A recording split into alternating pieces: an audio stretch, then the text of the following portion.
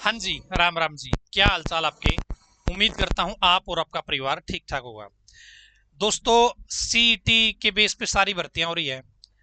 तो अभी एक कमेंट मेरे पास बार बार आ रहा है कि जब पहले भर्ती निकली थी, मैं थोड़ा सा ले लेता हूं।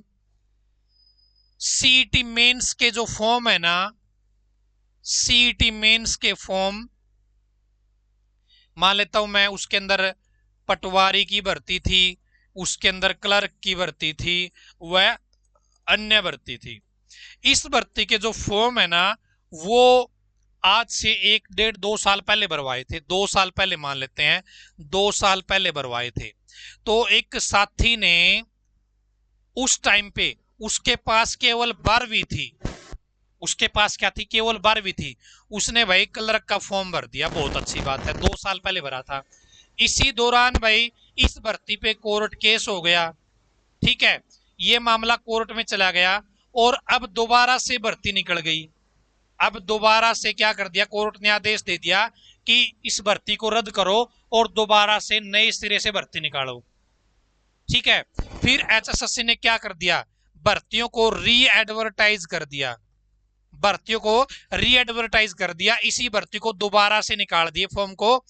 ठीक है, ये बोल दिया कि भाई पीछे वाले बच्चों को भी दोबारा से फॉर्म भरना है, फ्रेश फॉर्म भरना है।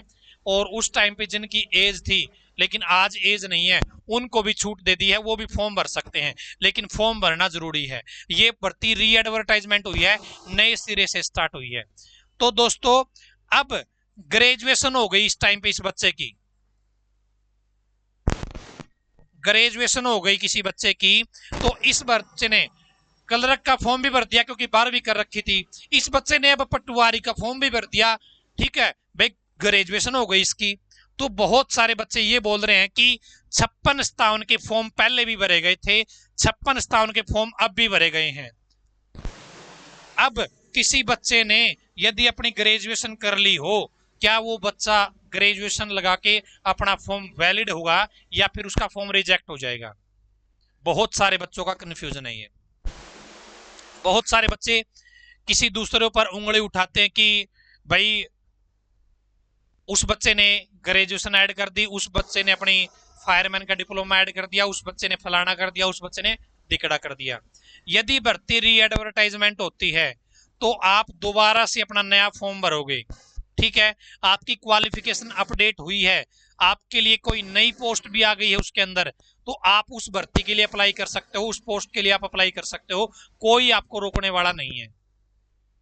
री एडवर्टाइजमेंट में होता है भाई, आप अपनी क्वालिफिकेशन अपग्रेड कर सकते हो, अपग्रेड कर सकते हो, कोई दिक्कत नहीं आती। क्योंकि अब फॉर्म भरने की लास्ट डेट क्या है?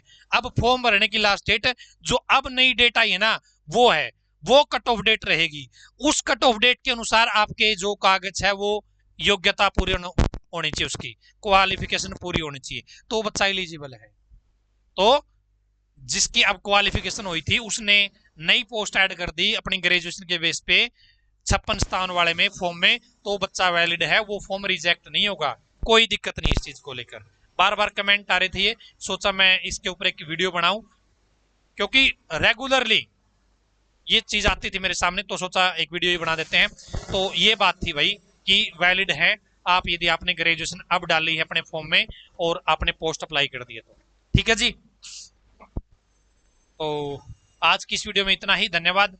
आप किसी और कंफ्यूजन में है तो कमेंट में जरूर बताइएगा, उस कंफ्यूजन को दूर करने की कोशिश करेंगे यदि संभव हुआ तो। धन्यवाद। भगवान करे आप सभी का समय शुभ रहे।